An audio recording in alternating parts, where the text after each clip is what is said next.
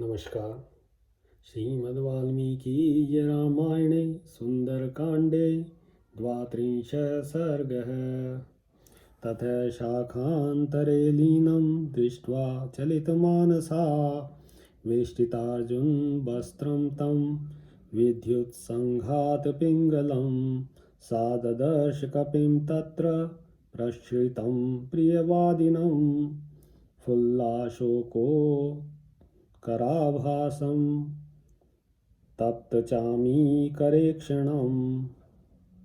तब शाखा के भीतर छिपे हुए विद्युत पुंज के समान अत्यंत पिंगल वर्ण वाले और श्वेत वस्त्रधारी हनुमान जी पर उनकी दृष्टि पड़ी तो फिर उनका चित्त चंचल हो उठा। उन्होंने देखा फूले हुए अशोक के समान अरुण कांति से प्रकाशित एक विनीत और प्रियवादी वानर डालियों के बीच में बैठा है। उसके नेत्र तपाए हुए सुवर्ण के समान चमक रहे हैं। साथ दृष्ट्वा हरिश्रेष्ठं विनीतवद वस्थितं मैथिली चिंतयामास विस्मयं परमं गता।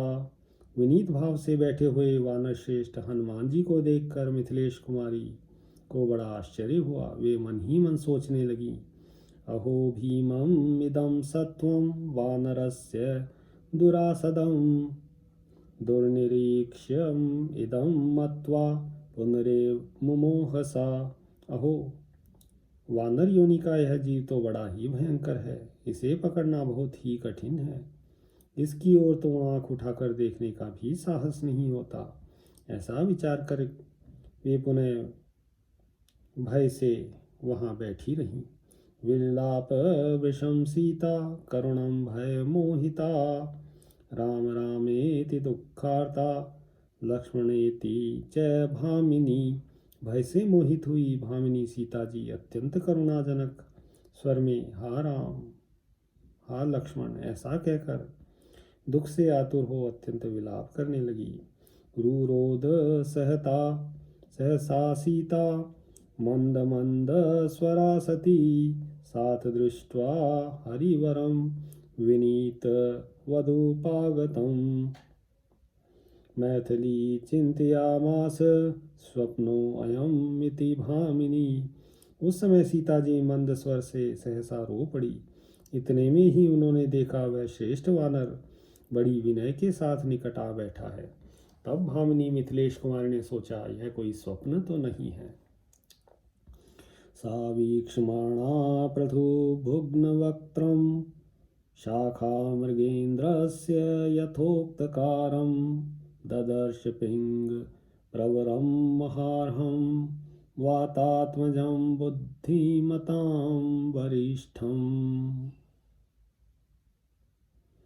उधर दृष्टिपात करते हुए उन्होंने वानर राज सुग्रीव के आज्ञापालक विशाल और टेढ़े मुख वाले परम आदरणीय बुद्धिमानों में श्रेष्ठ वानर प्रवर पवन पुत्र हनुमान जी को देखा। सातं समीक्ष्य भृशं विपन्ना गता सुकल्पेव बभूव सीता चिरेण संज्ञां प्रतिलभ्य चैवं विचिन्तयामास विशाल नेत्रा। उन्हें देखते हुए सीता जी अत्यंत व्यथित होकर ऐसी दशा को पहुंच गई।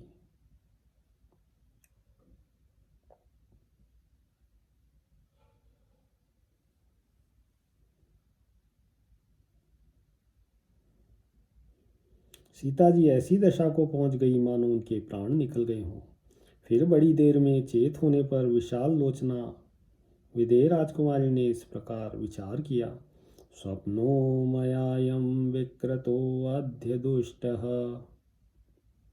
दृष्टः शाखामृगः शास्त्रगणे निषिद्धः स्वस्त्यस्तु रामाय सह लक्ष्मणाय तथा पितुर्मे जनकस्य राज्ञः।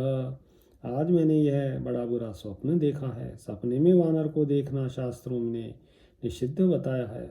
मेरी भगवान से प्रार्थना है कि श्री राम जी, लक्ष्मण और मेरे पिता जनक का मंगल हो। स्वप्नो हि नायं नई मे अस्ति निद्रा शोकेन दुखेन च पीडिताया सुखं हि मे नास्ति यतो विहीना तेनेन्दुपूर्ण प्रतिमाननेन।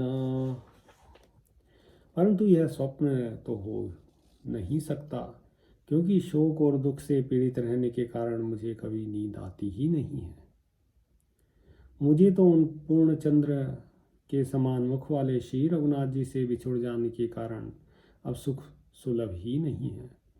रामेति रामेति सदैव बुद्ध्या विचिन्त्य वाचा ब्रुवती तमेव तस्यानुरूपं च कथां तदर्थाम् एवं प्रपश्यामि तथा शृणोमि।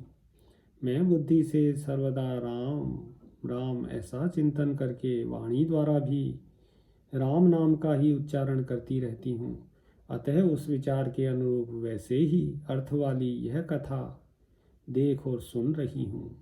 अहं हि तस्याद्य मनोभवेन संपीडिता तद्गत सर्वभावा विचिन्तयन्ति सततं तमेव तथैव पश्यामि तथा शृणोमि।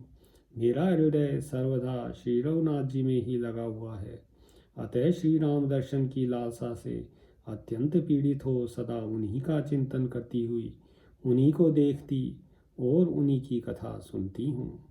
मनोरथः स्यादिति चिंतयामि तथापि बुद्ध्यापि वितर्कयामि किं कारणं तस्य हि नास्ति रूपं सुव्यक्तरूपश्च वदत्ययं माम्। सोचती हूँ कि संभव है यह मेरे मन की ही कोई भावना हो, तथापि बुद्धि से भी तर्क वितर्क करती हूँ कि यह जो कुछ दिखाई देता है इसका क्या कारण है।